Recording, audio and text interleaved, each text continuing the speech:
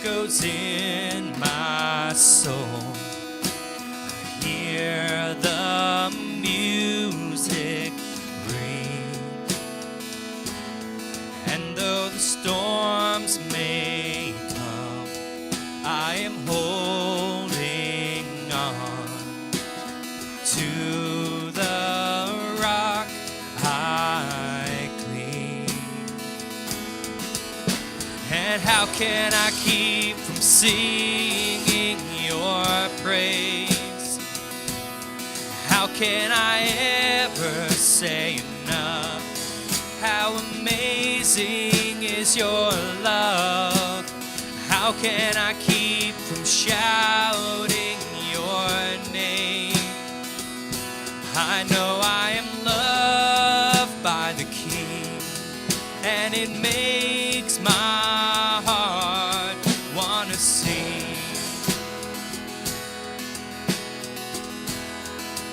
I will lift my eyes, and I will lift my eyes in the darkest nights, for I know my Savior lives, and I will walk with you, knowing you'll see me through, and sing the songs you give. Oh, how can I keep from singing your praise? How can I ever say enough? How amazing is your love? How can I keep from shouting your name? I know I am loved by the King, and it makes my heart want to sing. Let's sing the first verse again. There's an endless song. There is an endless song echoes in my soul.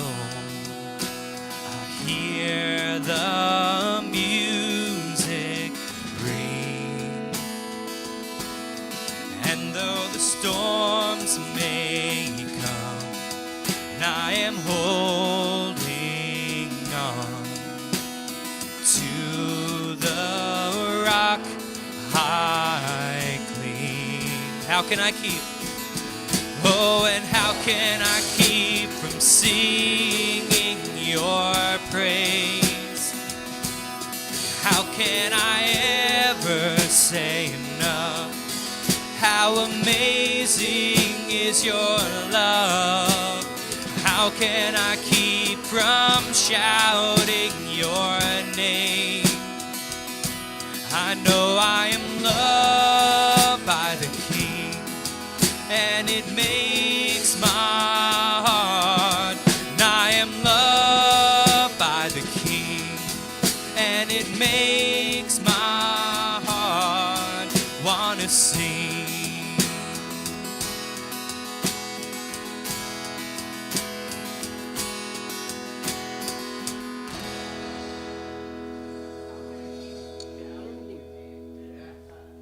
As we were singing that, I was asking, like, do I really feel that? Like, do I really feel like, how can I keep from shouting my name? Like, when I was watching the Super Bowl, right, and the Chiefs come back and score, like, I'm jumping up, yeah. But do I have that same excitement? Do I have the same exuberance for something so much greater, so much more important? Like, do I have that excitement? Like, how can I keep from shouting your name? How can I keep from rejoicing? Like, am I excited about who God is and what he's done? And so I just encourage us to look within ourselves, not to try to create something artificial, but just look within ourselves and just ask God, give us that joy, give us that worship and joy and wonder that we have been loved by you, that we've been saved by you, and that we can worship you. All that to say, welcome. It's good to be able to be together. It's good to be able to worship together, by a group of people that have been changed by God. And so we come together, we worship together, and we shout his name together. And yeah, let's just ask God to work in our hearts for that.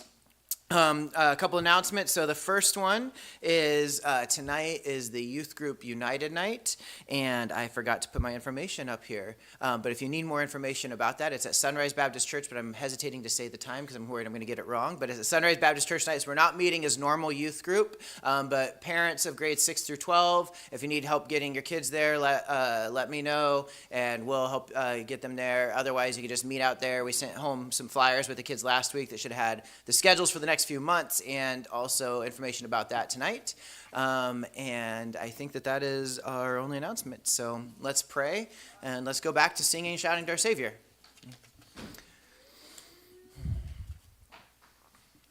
God, I thank you that we are loved by you. God, I thank you that we can worship you.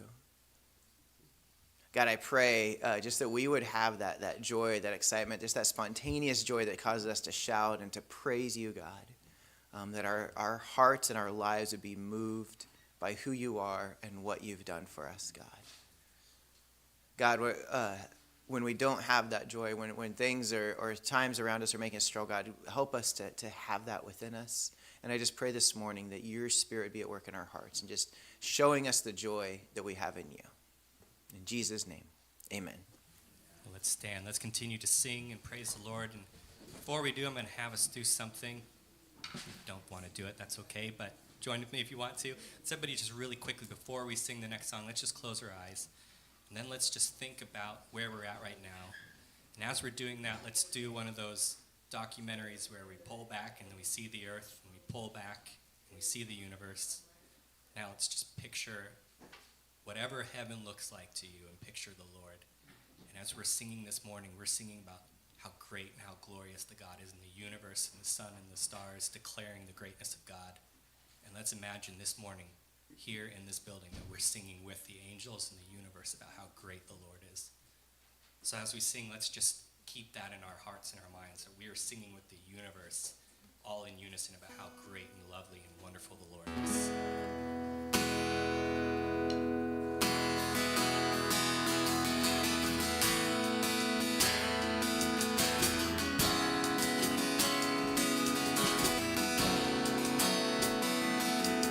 It's falling from the clouds, a strange and lovely sound. I hear it in the thunder and the rain. It's ringing in the skies, cannons in the night.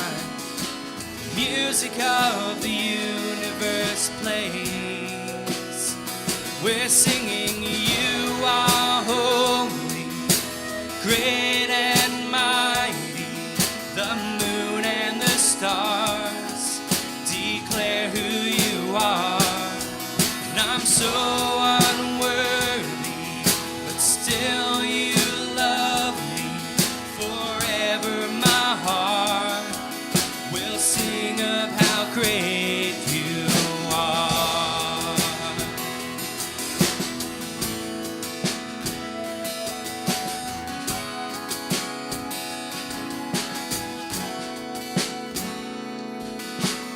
Beautiful and free, a song of galaxies, reaching far beyond the Milky Way. Let's join with the sound. Come on, let's sing it out as the music of the universe plays. We're singing, you are holy, great and mighty. The moon and the stars declare who you are. And I'm so unworthy, but still you love me. Forever my heart will sing of how great. And all glory, honor, power is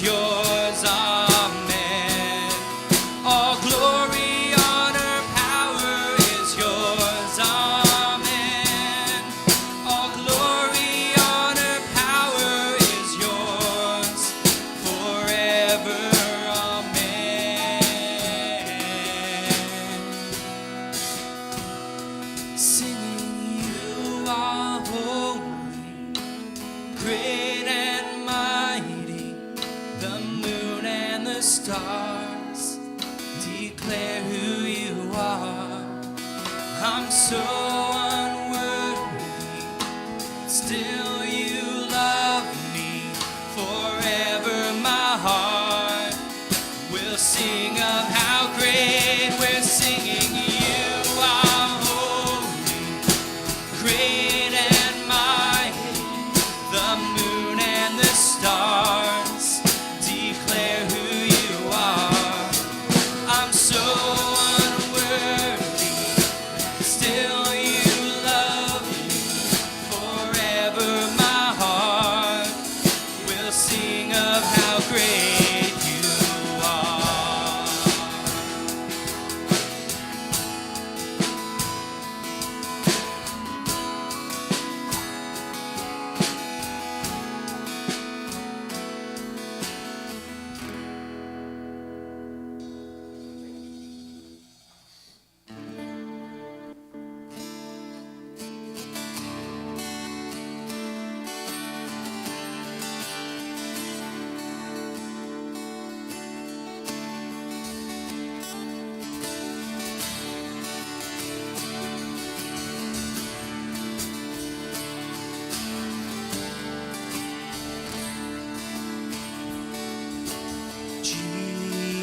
Jesus,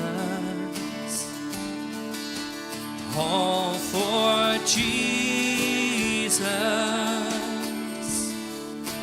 and all I am and ever hope to be.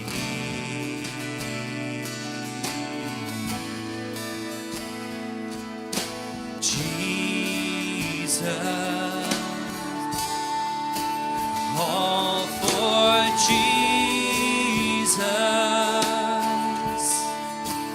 all I am and ever hope to be.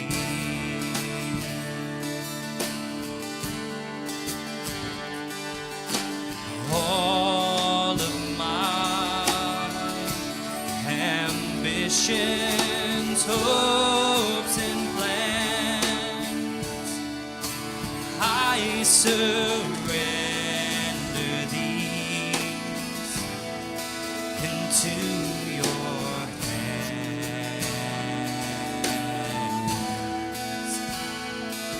Lord, all of my ambitions, hopes, and plans, I surrender these into your hands. For it's only in your will that I am free. For it's only in your will that I am free. Jesus, all for Jesus, all I am and ever hope to be. All of my ambitions, hopes, and plans. Oh, all of my ambitions, hopes, and plans, I surrender these into your hands.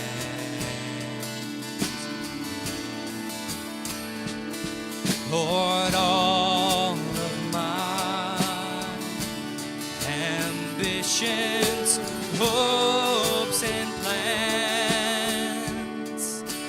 I surrender these into your hands.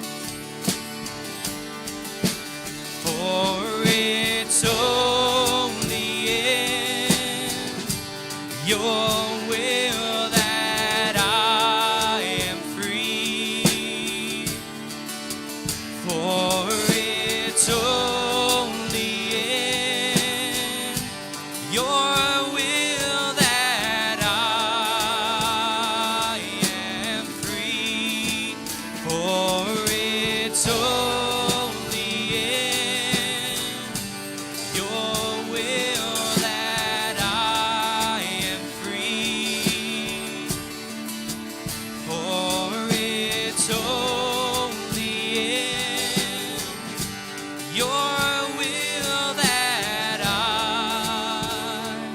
am free. Jesus, all for Jesus, all I am and ever hope to be.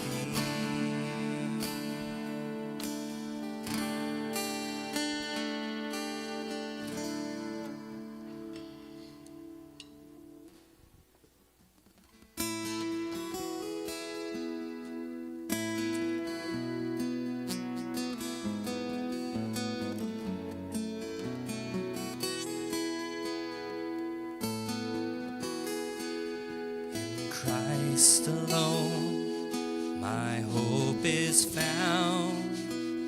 He is my life, my strength, my song.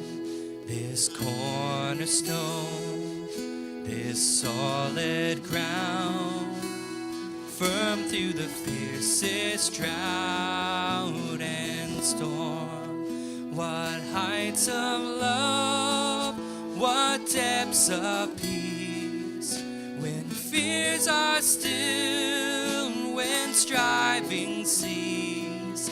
My comforter, my all in all, here in the love of Christ I stand. In Christ alone, who took on flesh, fullness of God in helpless babe, this gift of love and righteousness, scorned by the ones he came to save, till on that cross, as Jesus died, the wrath of God was satisfied. For every sin on him was laid. Here in the death of Christ I live. There in the ground his body lay, light of the world by darkness slain, then bursting forth in glorious day, up from the grave he rose again. And as he stands in victory, sin's curse has lost its grip on me. And as he stands in victory, sin's curse has lost its grip on me. For I am his and he is mine, bought with the precious blood of Christ. No guilt in life, no fear in death. This is the power of Christ in me. From life's first cry to final breath, Jesus commands my destiny. No power of hell, no scheme of man can ever pluck me from his his hand. No power of hell, no scheme of man can ever pluck me from his hand till he returns or calls me home. Here in the power of Christ I'll stand till he returns or calls me home. Here in the power of Christ I'll stand.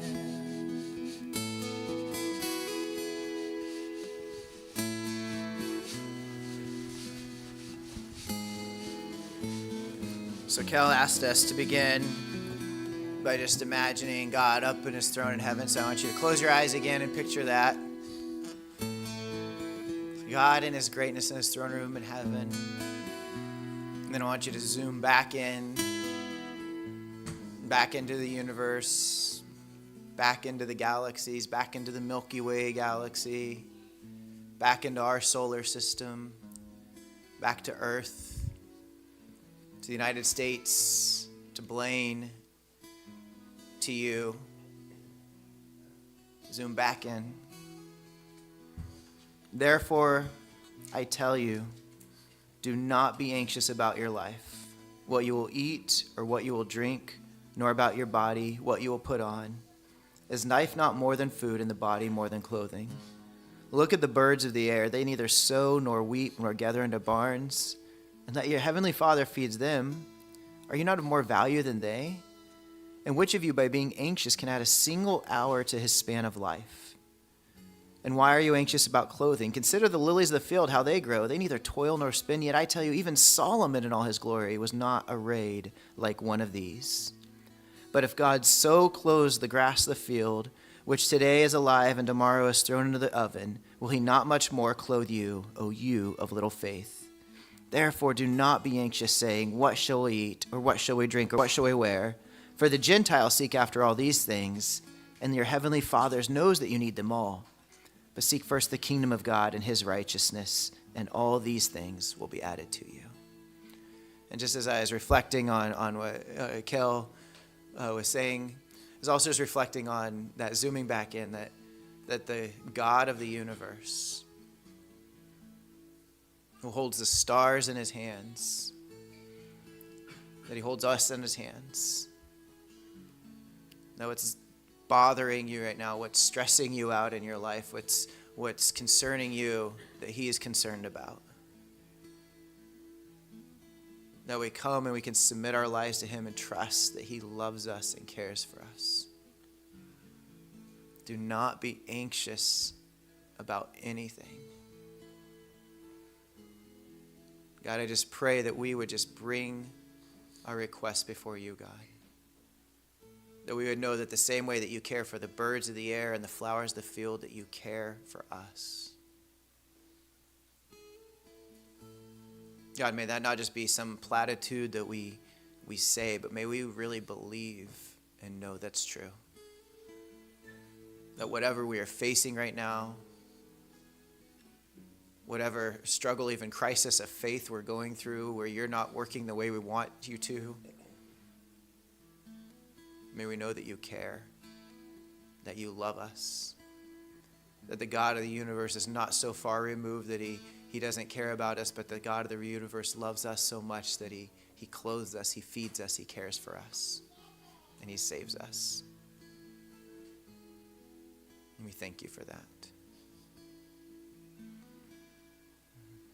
So we reflect on that and just remember that he cares for us. Is there any concerns that we want to bring before him together? Any prayer requests that you have that you'd like to share?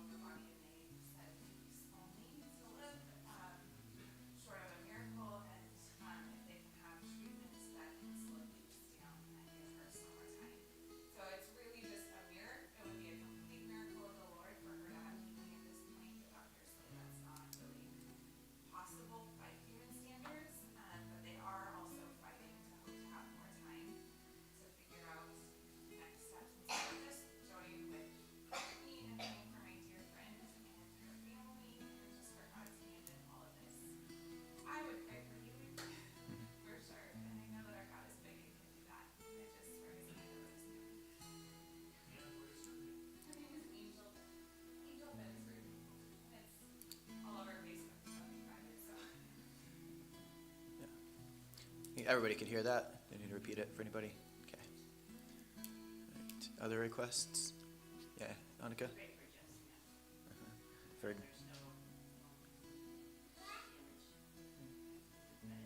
So if you weren't here last week, I mentioned Jeff had cut his hand trying to do some housework, and so just praying that there's no long-term damage. He uses his hands a lot for his work, for his family, for all that he does. So, yeah. Yeah, Wendy.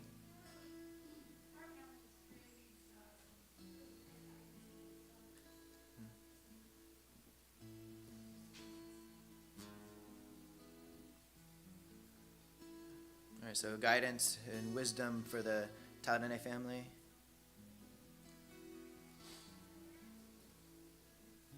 Anybody else?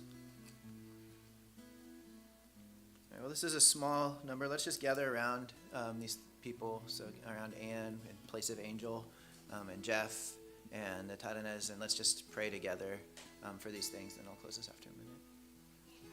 Sure. Uh-huh. Oh, yeah, so for Marcel just brought up Taryn, so Alex and Taryn, who've been connected to the church as missionaries, have been coming the last couple weeks, plan on being a part of the church as much as they can with her work schedule stuff, but she's having her baby, and so any moment, yeah. So prayer for Taryn and for Alex and their family as well. So let's gather around these people and let's pray.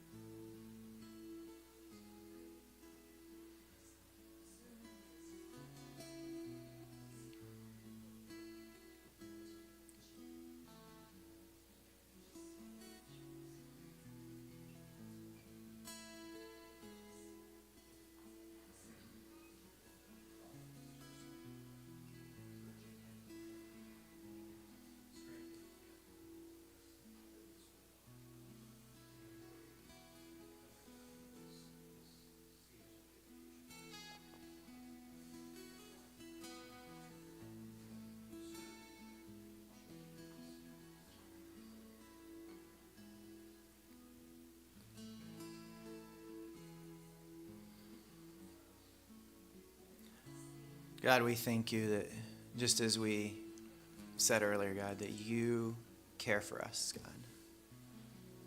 That you care for our needs. You care for what's going on in our lives, God.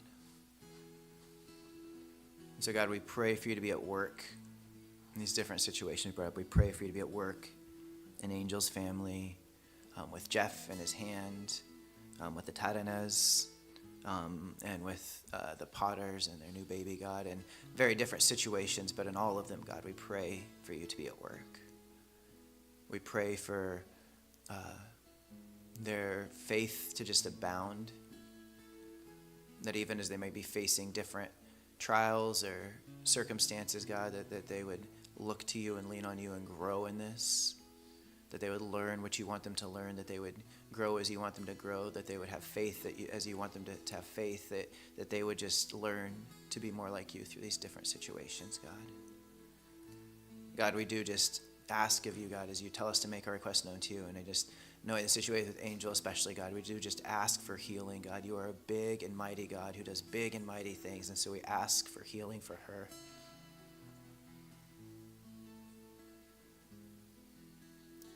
God, I pray for you just to be at work in all of this. Your Spirit is big.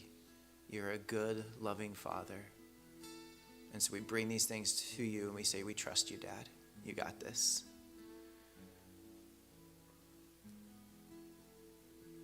In Jesus' name we pray. Amen.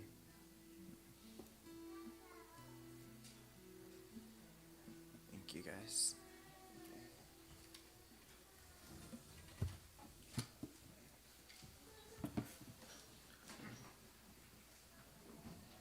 All right.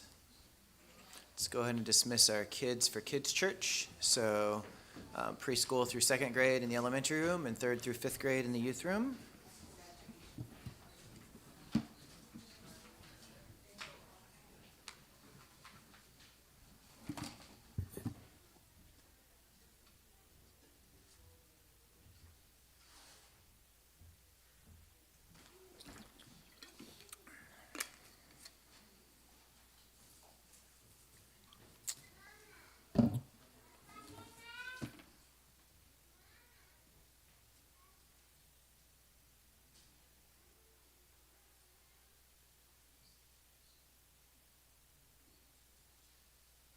So, have a little bit different Sunday than what we typically have here for our sermon time. This is something I think is an important thing that we do each year, but not everybody's favorite thing, including not even, I'll be honest, not even my favorite thing that I do as a pastor. But I think it's an important thing, and this is what we're going to do this morning. We're going to look over our finances from the last year and look at what came in, what we spent, how we spent it. But before we get into it, just a couple like kind of preamble little things is, we used to do this like after church at a lunch, and maybe like 20 people would come, if that. And when I became pastor, I kind of felt like, man, we really need to, I think, do more than that. Like this is something that, when we talk about our finances, like we believe one of our values is worship, and our value about worship is not that worship just happens here on Sunday morning, but worship involves all of our lives. And so personally, worship involves like our giving and everything like that. But even as a church, the way that we use what is given here, the way we use what God has entrusted us is an act of worship. And so if that's true, if we really believe that, then that involves all of us. That involves you even if you don't give, that still involves you because you're a part of this body, you're a part of this people. And so a few years ago, we started sharing this on Sunday morning and doing this on Sunday morning. But it is a little hard because it's not like we're going through the Word. I always do try to tie it into the Word, and because obviously God's Word has a lot to say about what we do with our money, how we approach money as a church and as individuals. And so I do want to tie it into that. But it is an important thing. Now, I recognize, too, the other piece of this is, I've sat through these meetings before and things like that, and things can be a little bit boring when you start talking all the numbers. It's like, and even today, I know it's a little bit smaller this morning. I was like, I told people we're going to do this. I wonder if people didn't come because they think it's going to be boring. So I do try to make it a little interesting. We're going to play some little games, take you back, well, if you're my age, to your childhood. Some of you are a little older than me. Like with your chicken noodle soup and your 7-Up on your sick days at home watching The Price is Right. We're going to play some pricing games. And I do that. I want to make a preamble to that and everything. I do that, this year as we go through it, we're going to see that there's some things to be concerned about financially. And so I don't want it to be like, oh, we're making light of it and everything like that, and just kind of obfuscating like the fact that we have some challenges that we might be facing as a church. But I do that. I want to play the games and stuff like that because I think it's fun, because I think it's engaging and it helps us. It's because I think this is so important that I do that, not because it's not important, right? As I want people to be engaged with it, I want people to do that. And obviously, we all know we're more engaged when we're like participating and everything than when somebody's just like spewing numbers at us. So with all that in mind, that's kind of like our introduction. We're going to dive in, but the first thing I want to do is as I said, we're going to tie this into Scripture. And something I think stood out to a lot of us just in conversation with people in church and everything that is we went through the book of Thessalonians was this: rejoice always, pray constantly, give thanks in everything, for this is God's will for you in Christ Jesus. And I think this is super important when it comes to finances, both collectively as a church, as individuals, as finances can be one of the things that can make us most difficult to rejoice always, to give thanks and everything. It can make us pray, but we're not always even praying the right things, I think, when it comes to finances, right? Like, God, give me more, then my problems will all be solved, right? And so what I want to encourage us to do today, as we reflect on the church's finances, but then also as you kind of think about this even in your life and your finances, is to rejoice always, pray constantly, and in everything give thanks, right? We are rejoicing for what God's done in our church. We're rejoicing for what we have, for what we've been able to do as a church, for the people we've been able to reach and bless. We're rejoicing for those things. We're praying constantly to be led by God, to use what he's given us well in a way that honors him. And we give thanks at everything. We give thanks for the body that he's brought together. We give thanks for people's generosity. We give thanks for just all the ways that God has blessed us. And so these are the things I want us to keep in mind as we go through this. So with that, just real quick, because I know we have lots of new people in our church. So how are financial decisions made in our church? So our church is an elder-led church. We have a group of elders that make the decisions for the church. But when it came to decisions of the finances, some of the elders were more interested in those things than not. Some people have other expertise. And so there's an appointed financial board that represents the elders, accountable to the elders, but makes the financial decisions. So on that board is me, Roichi, Davine, I think she's back in kids' church today, Davine. So me, Roichi, Davine, Max Archer, and Debbie Anderson. And so we meet monthly. We go over our reports. We bring up questions, and that's how financial decisions are made. Now, on small purchases, I've been given authority of like purchases under $500 that I can make those things on my own. That I have to for all the little things that might come up in the church, that I have to come to the financial board. I still anything is really like above $100. I still try to come to the board and everything as much as I can, but just that I have that authority as well, but there's still accountability there. And then our bookkeeping, we used to have somebody in our church that we would hire out to the bookkeeping. It changed a couple times.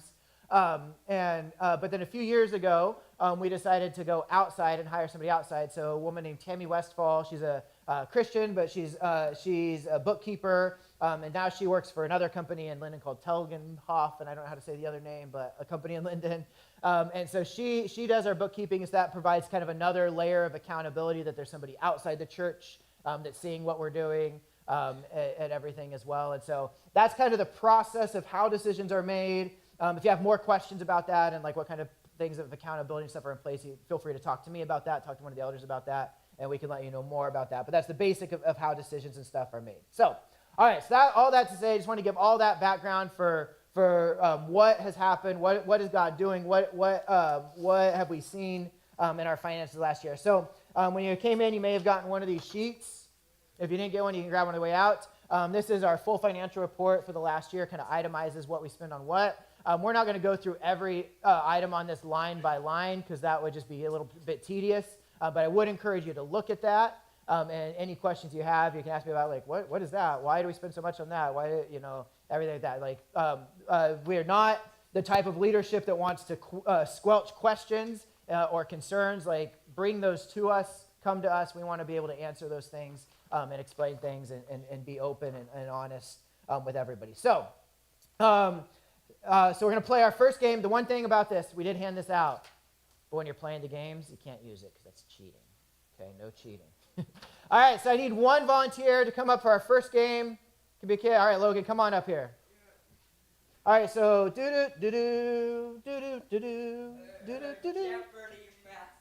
Oh, unfortunately, this is Price is Right, but you're gonna be a master at this too. All right, Logan, come stand here, right on this one, right in the middle. So the first thing we're gonna talk about is just how much money came into the church. So income that we had as a church this year, and this includes different sources of incomes. This is not just our contributions. It does include our contributions, but also money we gain from interest and accounts that we have.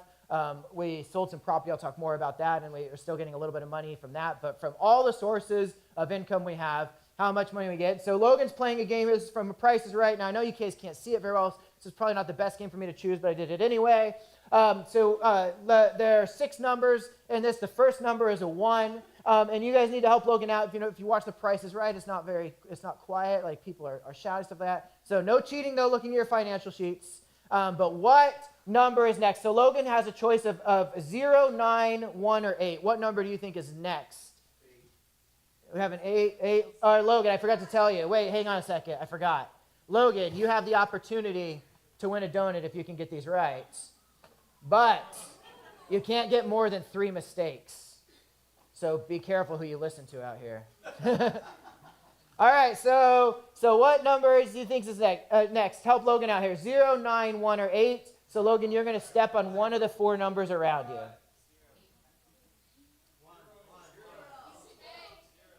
You got to step all the way. You got to fully commit here. That's 1 mistake. Go back to the 1. All right, it's not 8, so it's 0, 9, or 1.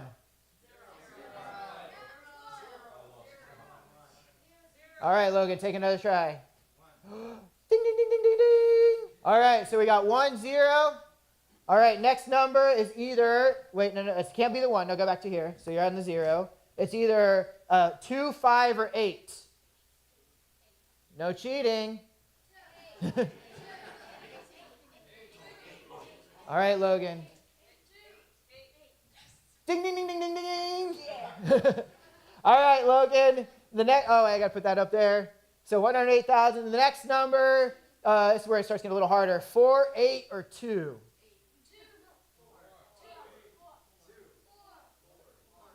No, you can't go diagonal. You can't go diagonal. So it's either the 4, the 8, or the 2. 2. That's 2 mistakes. Go back to 8. All right. So it's either 4 or 8.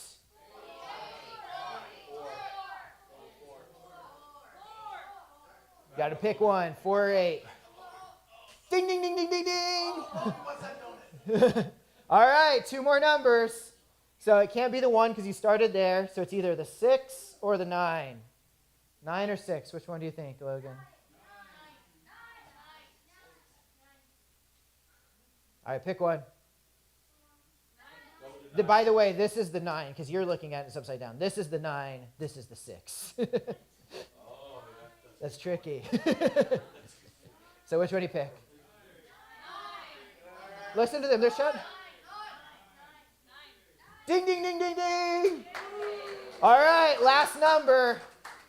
4 or 5. Those are pretty close. We're talking about $1 here. For a donut, 4 or 5. Can I get some money instead of... Buddy, when you see this financial report, you'll see, no, you can't. No money, just a donut. You can sell the donut, though. My kids will buy a donut from you. 4 or 5, pick it. 4 or 5. Just do it. Ding, ding, ding, ding, ding. All right, Logan wins. All right, Logan, you can here's a napkin. Pick one donut. Yeah. Pat, everybody that shouted at you gets to have a bite, so. All right. My little tray table here. All right, so so from all the sources of income we had $108,894 that we made well, I hate saying the word made, but you guys know what I mean by that. That came in last year. And that's not bad. That's pretty good. The only problem with that is that we spent $144,000. So it's not really good to be spending $35,000 more each year than what you're bringing in. That's not very good financial management, right? And that's very much a reason to be concerned. So how did we get here, and what do we do with this is kind of what I want to address with that. So how do we do it? How do we get here? Now, for some of you, this is going to be like, well, I already know all this, but we do have lots of new people, so I just kind of want to explain a little bit of the last few years of BCF. So prior to COVID, we had about 150 people that, it wouldn't be on a Sunday morning, we'd have all 150 people here, but we had about 150 people that were a part of our church. For all the time that I've been a part of BCF and a part of like financial decisions, stuff like that, which has been a substantial, about 15, I think, years now that I've been in a role that I had some sort of thing. We've never had this kind of issue before where we're spending more than we're taking in. We've always been very blessed. Finances have never been really an issue. We had one time when I was there, it was like we were kind of close to like just breaking even, and there's a few months we'd go under. That was like, oh no. But we've never had anything like this. We've never faced anything like this. And so we had a church of 150 people. We wanted to use what came in ways that were honoring God. We paid staff for that. We blessed missionaries. If you look at the financial statement, you'll see our 2 biggest like expenses our payroll and missions and everything. So that was our church. And then COVID came along, and for various reasons, people left the church. Some people moved to other churches. Some people moved to other states. Some people just stopped coming to church. And so we lost a lot of people. Now, at the very beginning, like kind of through 2020, we actually still maintained and we're still okay. But then as that kind of continued to happen of people moving away and leaving, we lost those people that were giving. And then, as we all know, we also, inflation happened, so everything started costing more. So we have less people giving. We are spending more because of that. And then the other thing that happened, I was trying to figure out how much detail to go into this because it's like it's in the past now. But the short version is we're connected with a church up in White Rock. They had given us a gift, but because of the border, the way that we had to do that to keep it legal is they were paying some of our missionaries for us from an account. And then when that money ran out, that was the end of the gift. And then that money came back onto our books. And so we had kind of been expecting that and planning that before COVID and knowing that was going to happen. But then when we lost people as well, we had $8,000 that they had been paying for us up in White Rock that came back. That was like, okay, now we need to keep paying these missionaries. And so that happened in that time period as well. And so that's why if you see on the report, you'll see like a big jump in expenses over the last, 2 years ago, we had $120,000 we spent, and then the last 2 years was $140,000. And it's for those, there's a couple other small reasons, but I'm not going to try to get into everything. But that's the basic idea and everything, right? And so it's a lot easier to lose a third of your people than it is to shrink a third of your budget as a church, right? Because once we've committed those things to people, like no one wants to say, hey, Justin, we want to fire you, or hey, missionaries, we want to stop supporting you. And so, we might get to a place where we have to make some of those hard decisions, but we're not eager to make those things as a church. Those are hard things to have to do. And so that's how we ended up here, and that's how we got to this place where we're spending $35,000 more than we're bringing in every year. So what do we do with that? So there's a couple things in that. To answer that question, I want to look at another piece of our financial report. So I'm going to play another game, another chance to win a donut here. So anyone else want to play for a donut? All right, Leif, I saw your hand up first. All right.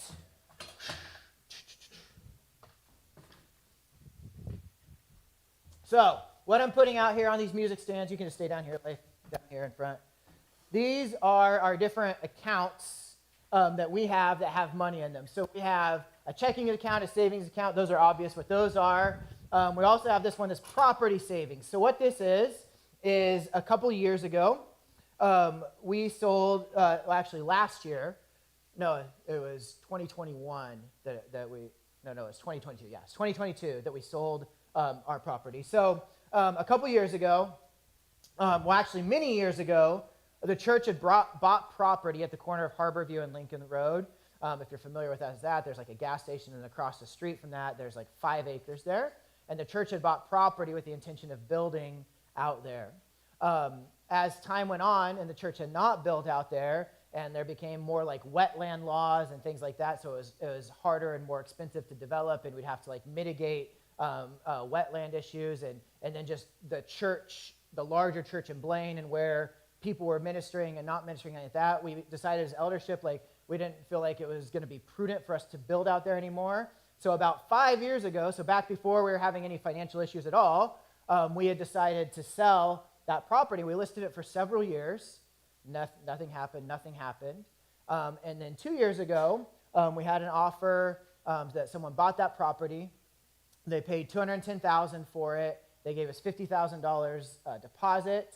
And then they said, in 2 years, we'll pay the balance. And we had listed it for a little bit higher than this. And they said, how about to make up the difference, we'll pay you finance it, you pay interest, we'll pay you interest every month. So every month, they're paying us $800 in interest. And then in July of this year, they're supposed to pay off the $160,000 balance that they owe. So we didn't want that to just kind of get dispersed into everything, especially when we were going through this kind of financial hardship. Like, we might need to draw from this to get through this, but we wanted to make sure that we were recognizing that we were doing that. And so we put all of the money from that sell the $800 a month, the down payment, we put that all of that into this account. And so that's what this account is. And then there's another account here, facility, that's savings. Facility CD. Back when we were like raising money for that, people had been giving to building a new building and things like that, and we had saved some of that money up, but we'd put it into a CD since we weren't spending it intending on spending it right away. We put it in a CD because CDs get more interest. We just thought it was a better investment with our money, and so we have this CD that's just a place to hold some of that. That's just accruing more interest and everything like that. So these are our 4 accounts that we have money in right now. So, Leif, where you come in is you have, these are 4 different amounts. So we have 3,674, 43,597, 144,287, and 37,233. So you have to figure out, you have 1 minute to put those in the right spot. And if when you get them, I'll tell you how many are right. And then you get to try it again until your minute's up, okay? All right, so you got it? All right, ready? Go.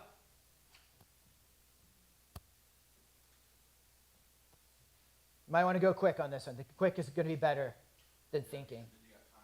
Uh-huh.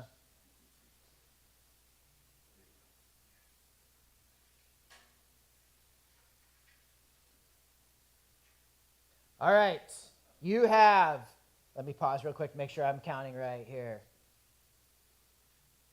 You have,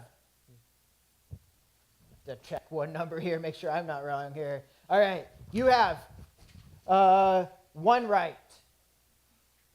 You have 1 right, so keep going. You get a chance to keep doing it. You have 1 more, you have a minute still to switch them. You have 1 right. Huh? Yeah, help him. But just no cheating, no cheating.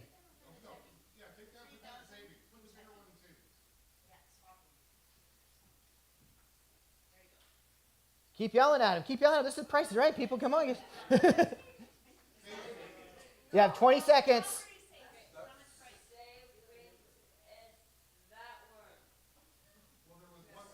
10 seconds.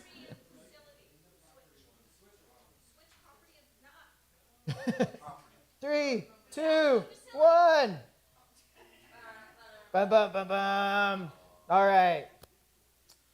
Facility CD is not 114,000. It is, these 2 are switched.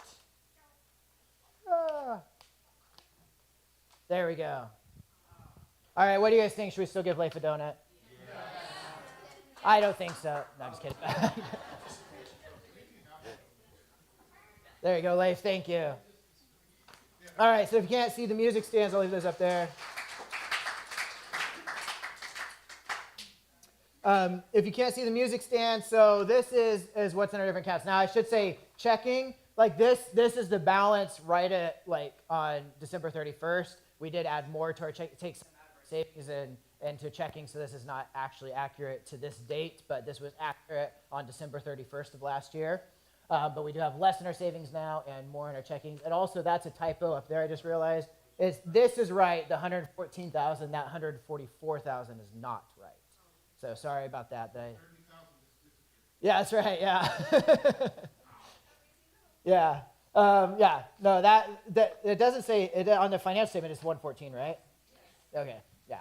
So that was just a typo when I was putting in the slide. Sorry about that. So 114,000 is right. So when you add all of that together, it totals about 198,000. So we have about $200,000 of just cash, like if we needed to cash in, like that's how much money that we have as a church right now is $200,000. We also have the $800 a month is coming in. We also have the $160,000 that'll be given to us in July, and then plus the monthly donations and stuff that's coming in. So the nice thing, so when we look at this, it's concerning, it's like daunting, but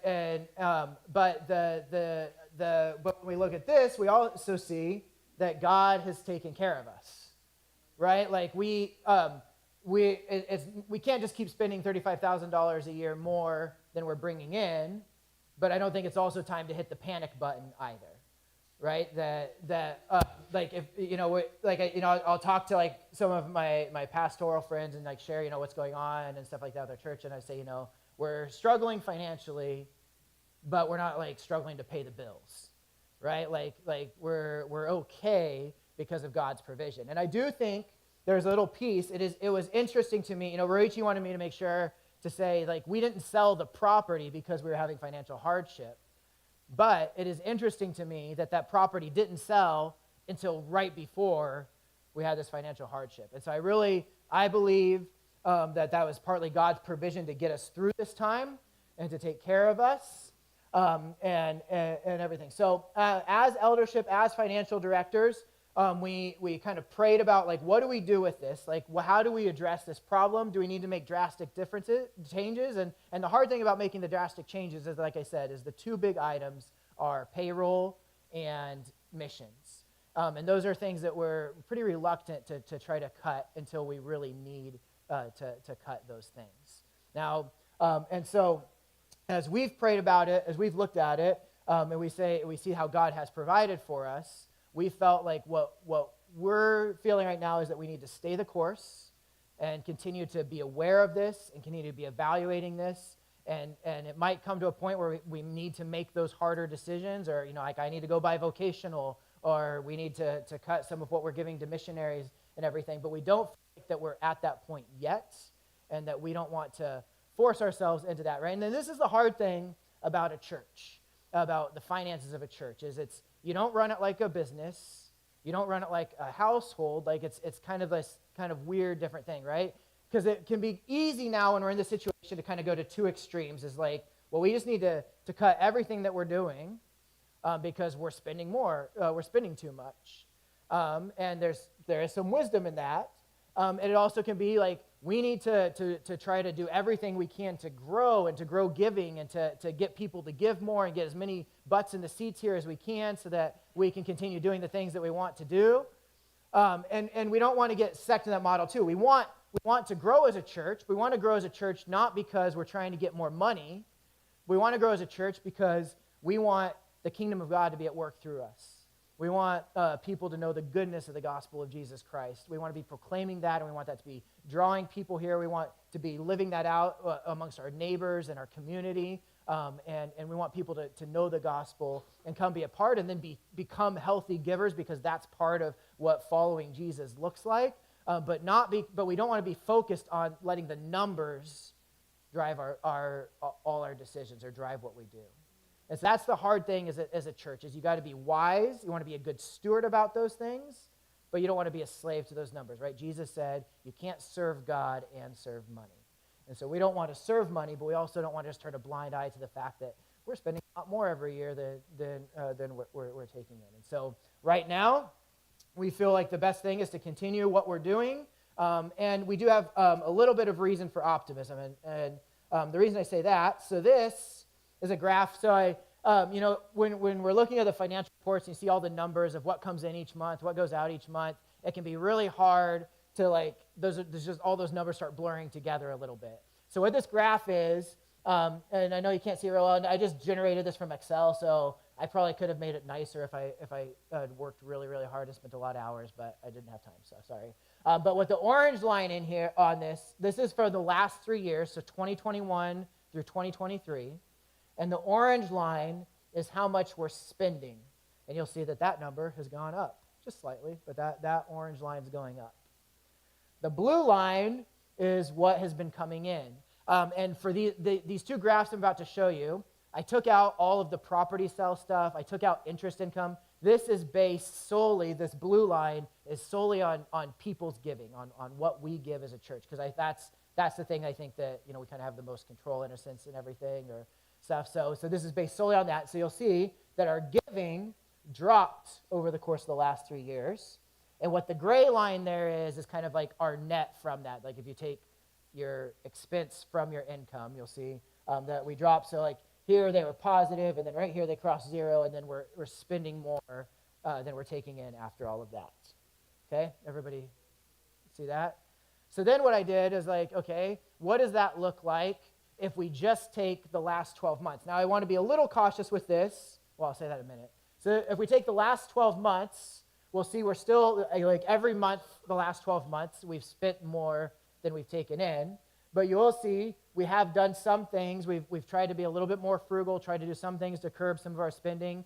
And so our expenses have actually gone down the last year, which even despite inflation and stuff like that is good. So we've gone down a little bit of expenses, and you'll also see that our giving is a little bit up, right? That those two lines are coming together a little bit more. Now, 12 months is a pretty small sample size, and we recognize that as well. And so I don't want to be like, we're good. Like, we'll just keep on these trajectories and everything will be fine. But when I did this, because like I say, when I just see all those numbers, it can be like, oh, you see this month we spent a lot more. This month we were pretty close, and it can be kind of hard to see. But it was helpful for me to see like this is the trend, and I felt a little bit more encouraged, like at least like we're getting those things closer together. So our approach is we're going to continue what we're doing. We're going to keep monitoring this. We're going to be aware of this, and then if it comes time that we feel like we do need to make those hard decisions, then we'll start making some of those hard decisions. Now, I recognize, though, that this is a hard thing, and when you get in a situation like this, there's probably all sorts of opinions about what we should do, that we're not making right decisions and things like that. And like I say, we welcome those questions. We're not trying to shut down anybody to say we don't want to hear from you. So if you have concerns about this, you have concerns about that decision, you can talk to me, you can talk to the eldership. We're happy to talk to you and kind of explain more our thinking and our processing through this as well. Does anybody have any questions about any of this? This is kind of like part one of what I'm going to share today. So anybody have any questions or that you want to ask about this? This is the last 12 months. This is the last 12 months, but the trends come from each month. The data comes from each month, yeah. Yes, dude?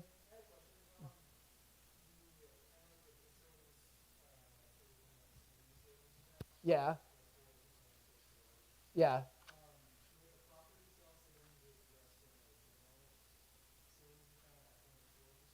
Yeah.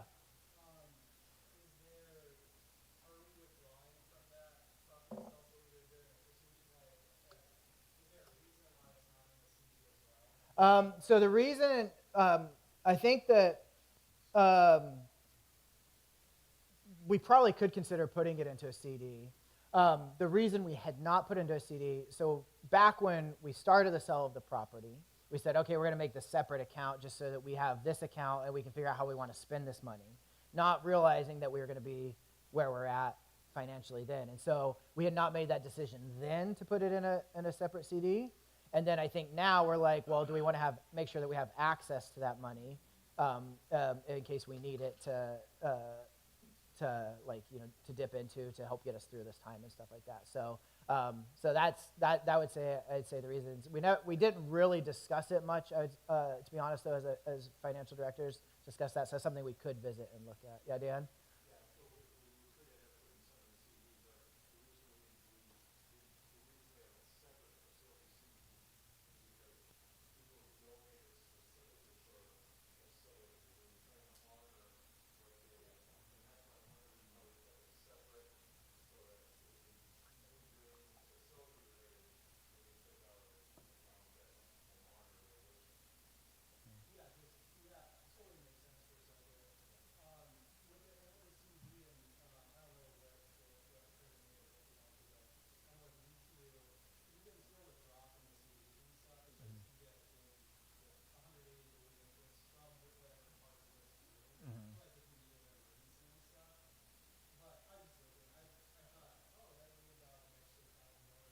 Yeah, that's probably not a bad idea for us to talk about and look into. Yeah, every bit helps. Yeah. Yeah, Matt.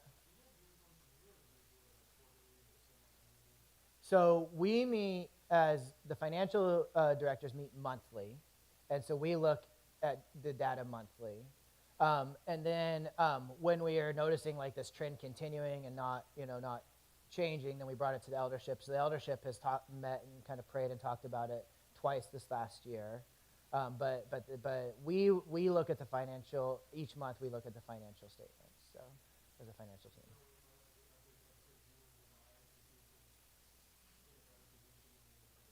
I don't think. Uh-huh.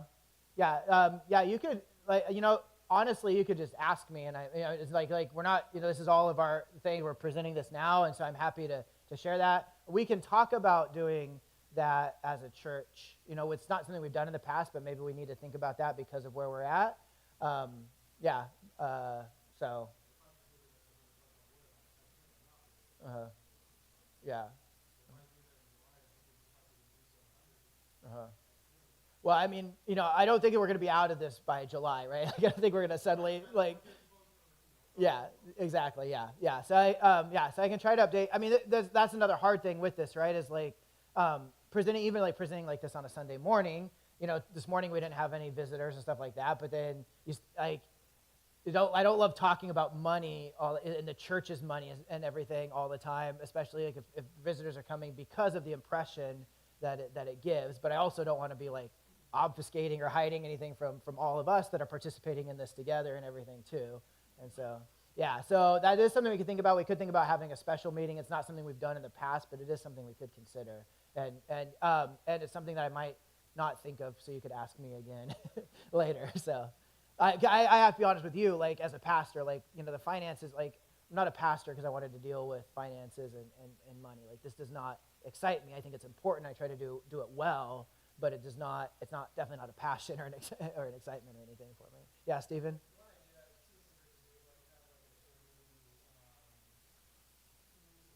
Uh-huh.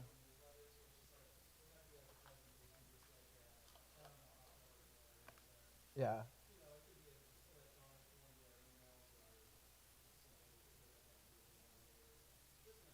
Uh-huh. All right. Other questions? Yeah, Deb?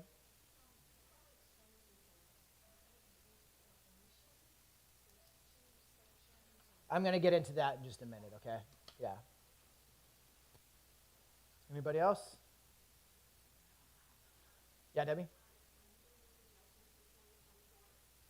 No. We, um, yeah, I guess, I don't know. I don't know if anybody on our team has like the expertise to kind of do projections, right? Like, oh, no, nothing like that. Yeah. So I mean, that's the hard thing. So we have like gone through and like looked like, okay, where can we cut stuff? But the big things are payroll and missions, and so like we did have like, I mean, I guess missions will probably be slightly lower. We had like Alex and Taryn like that we're not supporting anymore, and we didn't take anybody in their place. Um, no, that you're. I'll get to that in a minute, but that's 150 a month. That'll lower our expenses, so it's not quite a bit, but it is a little bit. Yeah, yeah, Joe.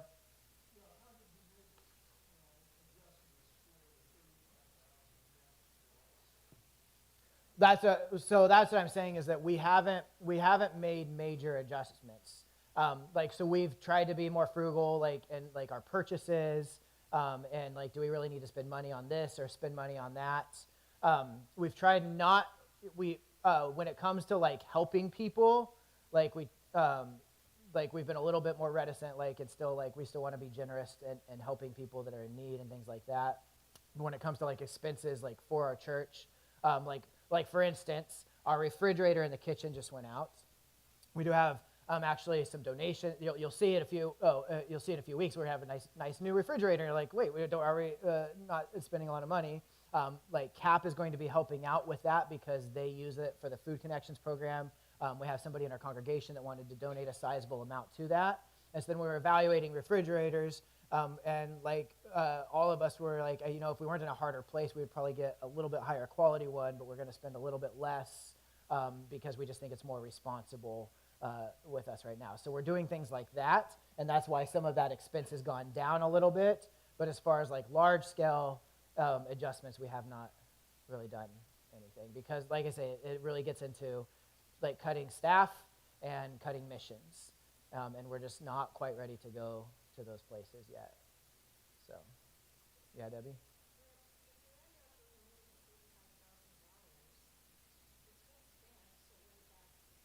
Well, I mean, we had like we have money from here, right? Like so we've taken money from savings. We've yeah. So like it's not like we're borrowing money. We're not in debt to anything. So anything else? Yes, Stephen?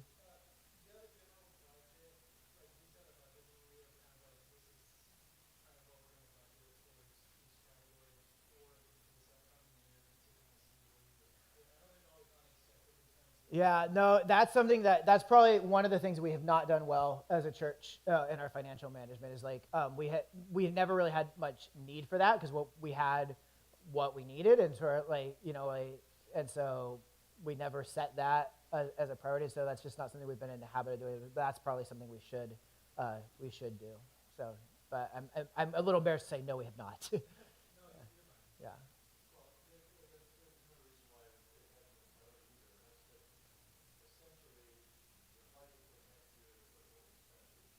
Mhm.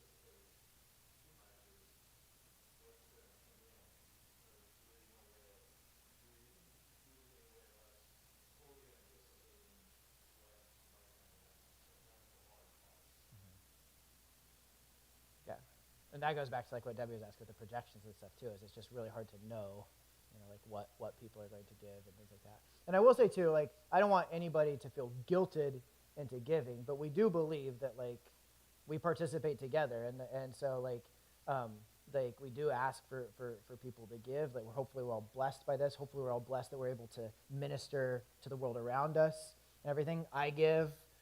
Like our family gives.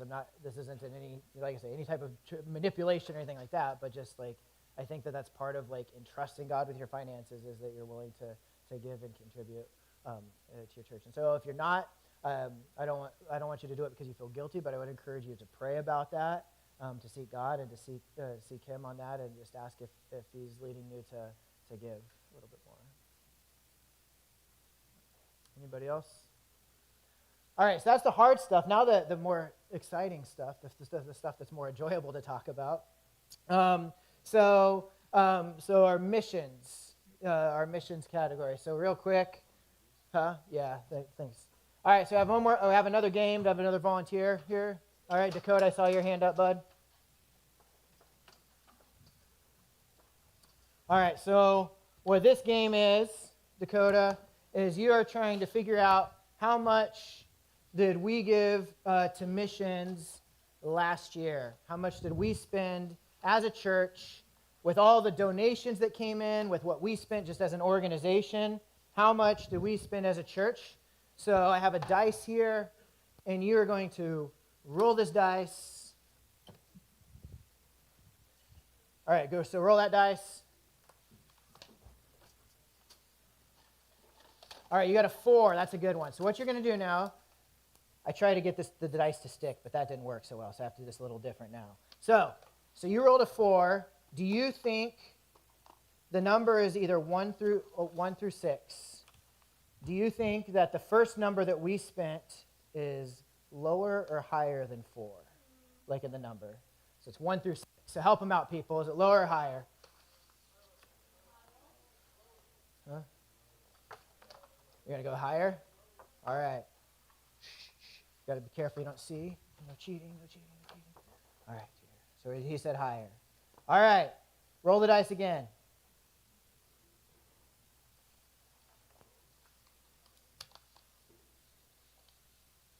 Ooh, 6. All right. I would tell you if it was right at 6. So do you think it's obviously going to be what? No, it's not 6.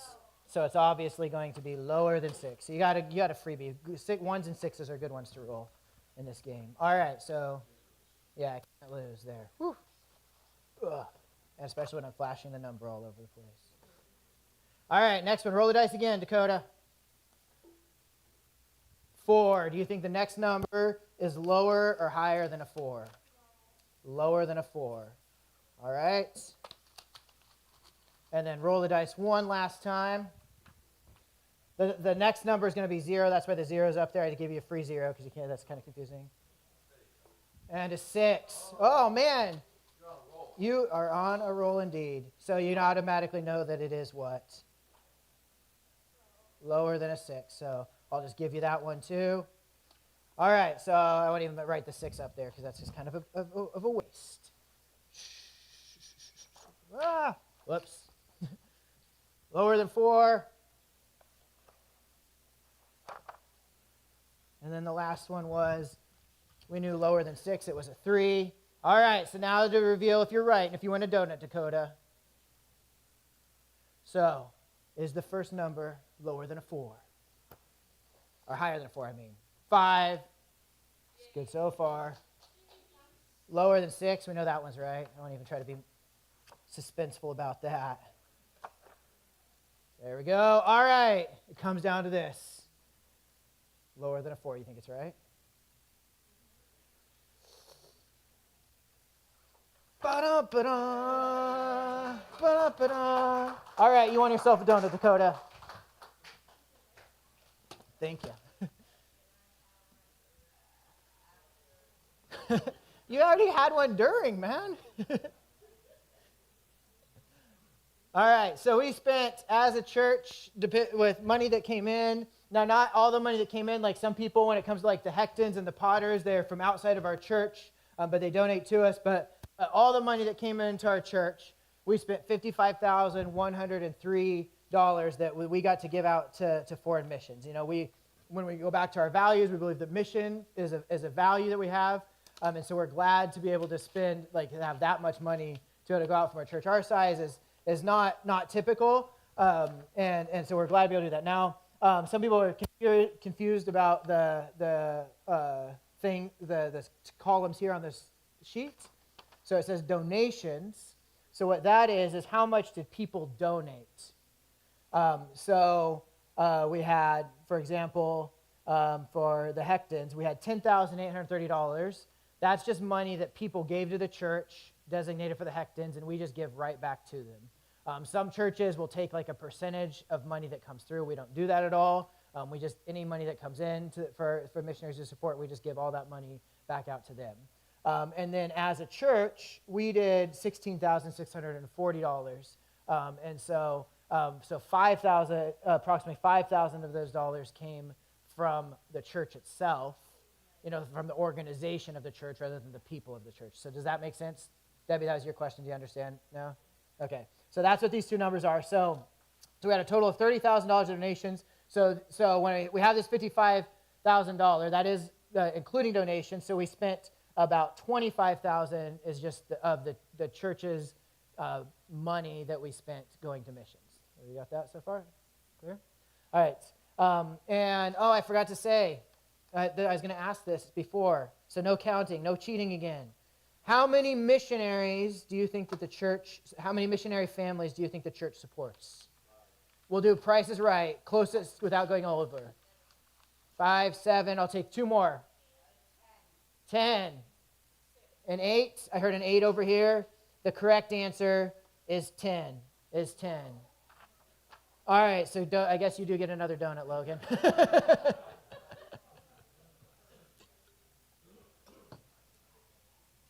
All right.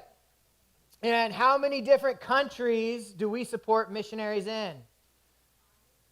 I have a 5. I'll take 4 guesses. 5, closest without going over. 8, 9. What is that? 7. 7 is the right answer. So Carly, come get a donut. You just want half? Oh, I'll take the other half for you, bud. Thanks.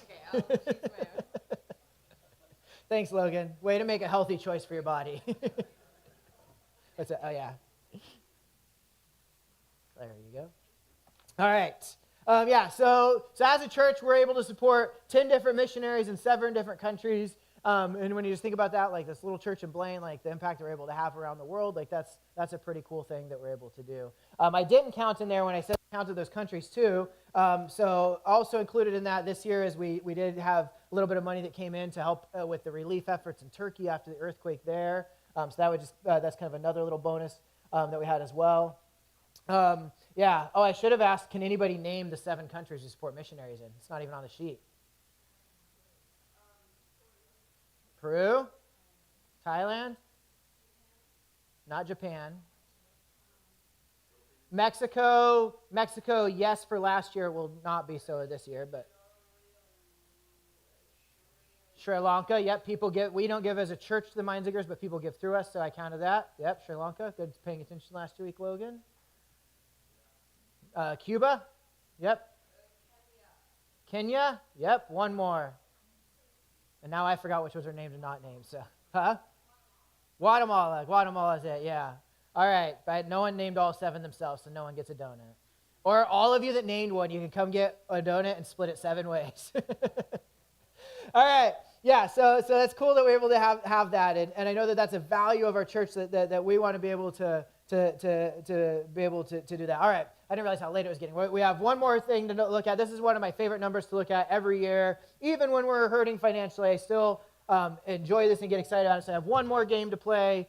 We'll try to go quick with it, though. So this is the amount of money we spent outside of our walls. So outside of our walls, and what I mean by this is money we didn't spend on ourselves. I mean, and this is kind of hard to quantify, but when we're talking about like helping people outside, I do count like we do help when we help people inside the church. I do count that with this. But helping people, missions, reaching out to the community, all those numbers. How much you spend? I have one more volunteer. Tia, all right, Tia, good job, thanks. All right, so Tia, so you're trying to figure out how much money we spend. I just realized, like I can't tell you, but you can actually see it, so just face this way. All right, so it's a 5-digit number. The first digit is either 5 or 6. Which one do you think it is? 6. All right. All right. Second number is either 3, 8, or 0. What do you think it is? 0. All right. Next one is either, you get the idea. Pick one of these numbers. 1, 3, 4, 9. 4. All right. Next one. No cheating. 6, all right. And the last one? 0. All right. As long as one of these numbers is right, you get to keep going and get to switch answers, okay? So the numbers that are right, the 6 is right. Hey, no cheating. That's it. The 6 is right, but you get to switch them, and if you get one more right. So the 0 is not right, so what do you think, 8 or 3? 3, all right. The 4 is not right, 1, 3, or 9? Help her out, people. All right, the 6 is not right. What do you think for the other one? What did you say? 4, all right. And then the 0 is not right. What do you think? All right. Were you guys cheating? That is correct. That is exactly right. Good job, Tia. Here you go, Tia. That's way out of her comfort zone. Give her a big hand. All right, so outside of our walls, we were as a church able to spend $63,948. And so that, like even in the midst of this, that's an encouragement. As Dan said, we're reticent to cut ministry. We hope we don't have to cut into this because we think that this is a cool thing that we're able to spend that much. Now, this includes donations that came in for things, so it's not just like that we can just even cut all this, like, because some of it is stuff that people gave. But we're just excited as a church that we were able to spend almost $65,000 outside and blessing the world, blessing our community, blessing those in need. and just being able to, in different ways, various ways, either communicate the gospel through words, communicate the gospel through loving and serving people, and communicate the gospel through different ways. And that's what, we want to be ultimately a good steward of our finances. So going back to this, rejoice always, pray constantly, give thanks in everything, for this is the reward of Christ Jesus. We rejoice in the midst of difficult time financially for the church. We rejoice that God is good to us, that this is the first time in a long time that we've had to deal with any issues like this, that we've just been able to see God work in so many different ways. So we rejoice with that. We pray constantly. We pray for, please pray for wisdom for us in making these decisions. Like, this is a hard thing to do. Like, is it right for us to continue to do it? Do we need to make some drastic changes? Like, we need wisdom and being able to make those decisions. So pray for that. Pray I pray for all of us, once again, not to give out of like compulsion, but to give because we all feel like we're participating together. So pray for that. And then give thanks for everything. Like, I'm thankful that we're able to bless the world around us with $65,000. I'm thankful. I'm honestly, like, as a pastor, like, as I'm watching these numbers, like, this is something that can start stressing me out, right, and everything, right? Just because it's like, well, ultimately, I have a higher degree of responsibility in a sense than others here, and like, and so I can start getting stressed out by it. There's been several times where I just had to come to God in prayer because I'm feeling anxious about it throughout the year. But I've been very thankful just that it has not created, while there's some concern amongst our financial directors, amongst our elders and things like that. I know I should say too, this is not an uncommon problem talking to other churches. There's other churches facing this right now as well. And it's created a lot more division in other places. And I'm thankful that we don't have that I think that because we are centered on the right thing, that we're centered on the gospel of Jesus Christ, and we try to walk with humility. We recognize that none of us are perfect. None of us know fully. None of us, we might think we have the right ideas and the right decisions, but we all come humbly together to kind of make those things together. And so I am thankful for the group of elders, the group of leadership that we have here. I'm thankful for this church that, I welcome questions, and I don't mind the hard questions even, but I don't anticipate this creating a lot of division or anything like that even in this congregation. And so I'm thankful for this congregation that God's brought together. So I give thanks in all of those things. And so that's what I want us to remember, is to be aware of these things, to be mindful of these things, to be thinking of these things, to not just dismiss them, but to rejoice always, pray constantly, and give thanks in everything. And so, I do want to close with communion, because like I say, like, money is not the center of what we are doing here, right? Money is not the center of what we're doing here. Jesus is the center of what we're doing here. And what we want to do as a church, both in how we use our money and how we use give in, is we want to proclaim the good news of the gospel of Jesus Christ. And so that is our hope.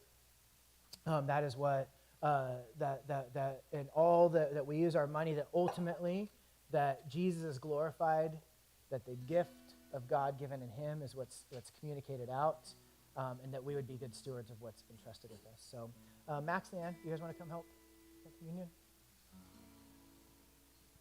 So you can come up and you take it. You guys know the drill. Everybody here has been here before, so.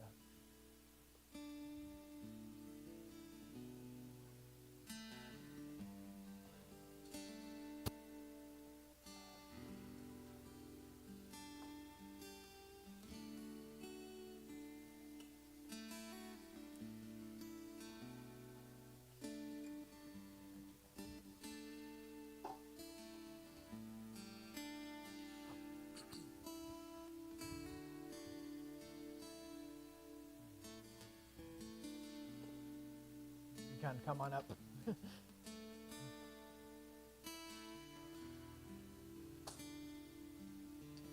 We fall down, we lay our crowns at the feet of Jesus. The greatness of I thought about it. mercy and love at the feet of Jesus, and we cry, holy, holy, holy. We cry,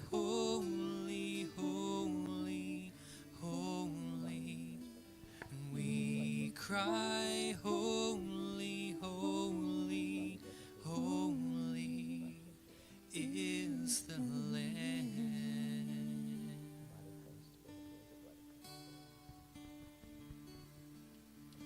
We fall down, we lay our crowns at the feet of Jesus. The greatness of mercy and love at the feet of Jesus. And we cry, holy, holy, holy. And we cry, holy, holy, holy. We cry, holy, holy, holy is the Lamb.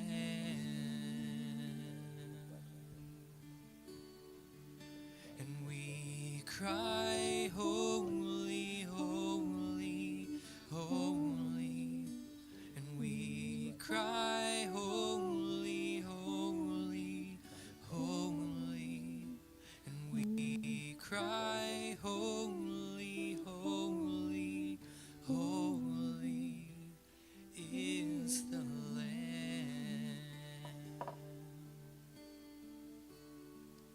Lord, we cry, holy, holy, holy. And we cry, holy, holy, holy. And we cry, holy, holy, holy is the Lamb.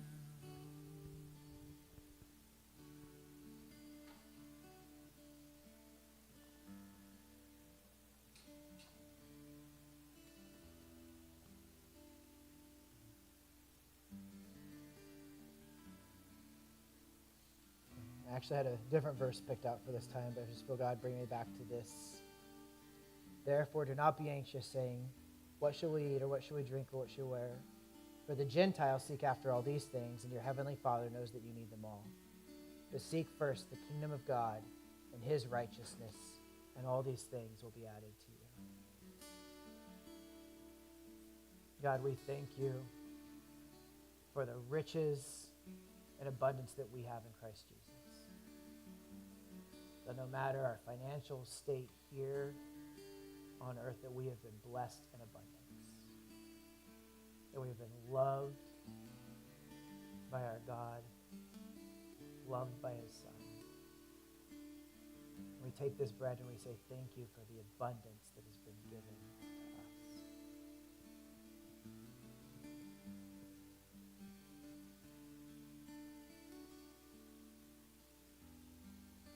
And God, we take this cup and we are reminded of your love and your care for us, God. That through difficulties in life, through whether they be financial, spiritual, emotional, relational, whatever they are, God, that the blood of Jesus reminds us of your commitment to us and your faithfulness to us and your goodness to us. And we take this cup and we say thank you for the love of God poured out through the cross of Christ. And that greater love has no man than this, that he lays down his life for his brothers. That we're reminded of your love. We say thank you for that love as we take this cup.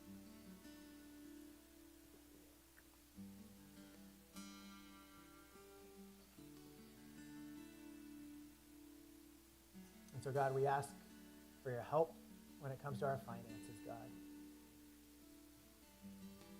That we would keep our lives and our church centered on the gospel of Jesus, on proclaiming who he is. That we would rejoice always, no matter our financial situation, both personally and as a church.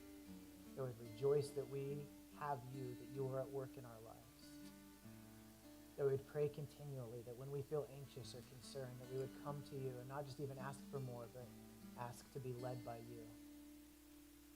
And that whatever we have, that we would give thanks. That we would see that all that we have is blessing from you. Thank you, God, for all that you do. In Jesus' name, amen. Thank you, guys. Gary and Debbie will be available for prayer.